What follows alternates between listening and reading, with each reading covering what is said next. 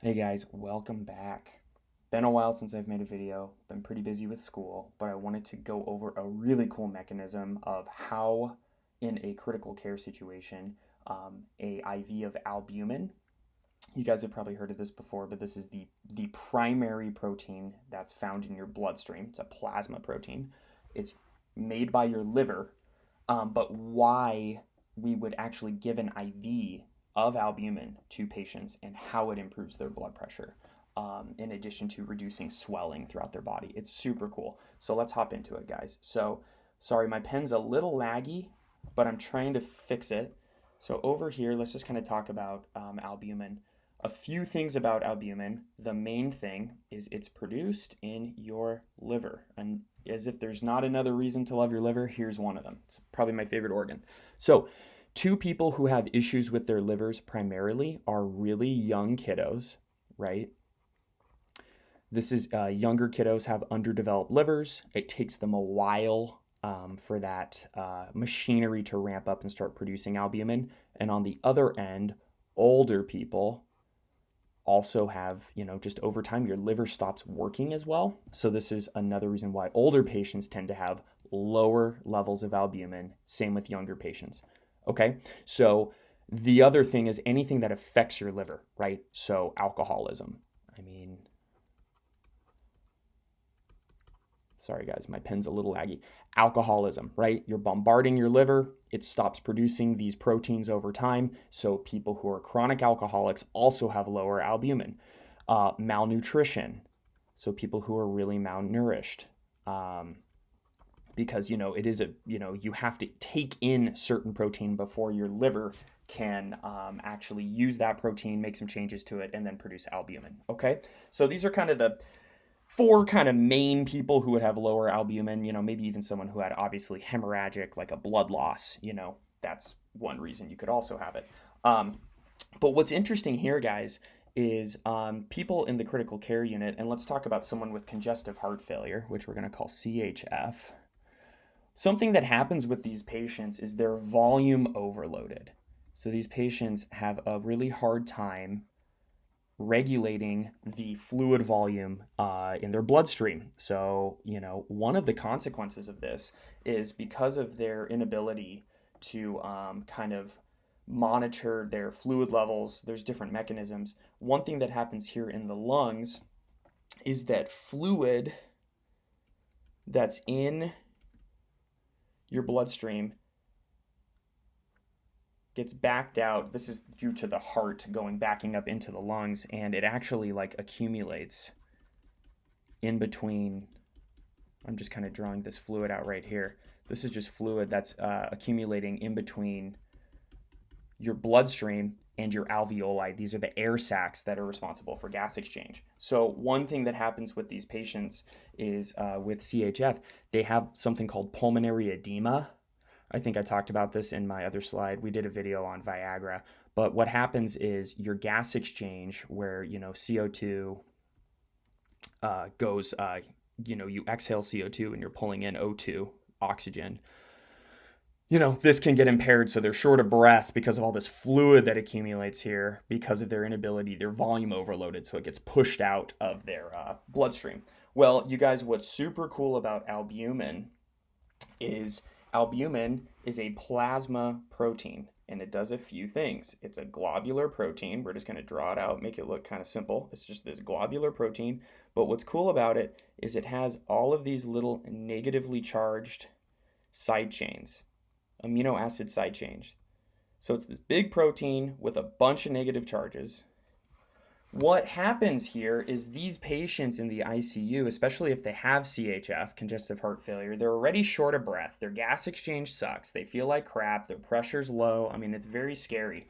But what's cool about albumin is if you can inject albumin via an IV, then suddenly you have all of these globular proteins circulating through your bloodstream. And remember, these proteins are negatively charged. I'm drawing just these they have negative charges everywhere, right? Which is why albumin's responsible for like binding to enzymes, binding to medications that circulate through your body, hormones, vitamins. But what's super cool here specifically is with this IV of albumin, now all of these negative charged proteins are passing through here, right? They're going because your blood flows in one direction, hopefully. What's cool here is these are negatively charged. Remember over here, water, which is the fluid that's basically been leaked out, water has a dipole. Okay, so the hydrogens have a partial positive. The oxygen has a negative. It's a polar substance. What this ultimately does is it attracts these bonds from the hydrogen and it starts pulling all of this fluid back into your bloodstream. This fluid goes into your bloodstream because the water is charged, your albumin is charged, so this positive charged hydrogen on the water, the H2O, just basically comes back into your bloodstream. So it does two mechanisms. This is kind of cool. Two things that it does is, one, it helps improve your blood pressure, which I'm going over here, which I'm going to draw as BP. Sorry about my pen, it's a little laggy. The reason it improves your blood pressure is look at how much more water is getting pulled back into your bloodstream. So you're putting way more stuff into your bloodstream. So you basically have more pressure pushing against these walls, which is really good because it's good for tissue perfusion, right? If your blood pressure goes out on you, you're gonna die. I mean, your brain and your kidneys and your heart aren't gonna get perfused, and stuff goes south very quickly. So because of that oncotic pressure from the albumin, the negative charge protein pulling water in, because water has a positive charge hydrogen, it improves the blood pressure. But also look over here. It also helps with the volume overload. It helps correct something called edema. This is super cool. This can occur anywhere, but the most common area, sorry about that, my stupid pen. The most common area for edema to really be an issue, I mean, you could see people who have really swollen ankles, but in the lungs specifically, right? Because it impairs this gas exchange. So it actually helps correct this fluid over here, and it actually just starts pulling it back into the blood. So not only do they have better blood pressure, they also have less shortness of breath. This edema could also occur in the brain, cerebral edema too, but usually it's the lungs is what we're looking at for someone with CHF. So it really does two things. I mean, it helps correct the edema and the blood pressure. And it's not like it is a medication, but the mechanism is just the fact that it osmotically pulls fluid back into the blood. It's a very cool mechanism. It blew me away. I thought it was awesome. So you help correct symptoms of like shortness of breath in the lungs from this fluid. So you're improving gas exchange. You're helping with the shortness of breath, and you're increasing blood pressure. So it really is a cool mechanism to help these patients out.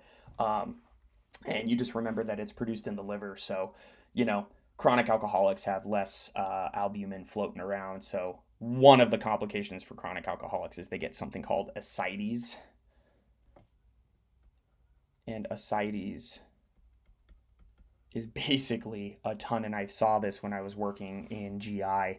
Imagine this isn't the lungs over here. This is just their abdomen. And a ton of fluid, because they don't have these proteins, gets leaked out, and they have these huge distended abdomens that you got to leak. And we're talking liters of fluid get leaked out. So you pull it out with a needle. It's kind of a cool procedure. I've seen it done a couple times. But anyways, guys, just wanted to go over this. Cool mechanism. Hope you're all doing well. Just remember, when you put an IV of albumin in, you improve the blood pressure in these patients by pulling water back into the bloodstream, which improves the pressure by pushing. You have more stuff in here pushing against the walls. And you also decrease some of this fluid that accumulates, in this example, in the lungs. So you help with gas exchange, less shortness of breath, less coughing. It's pretty cool.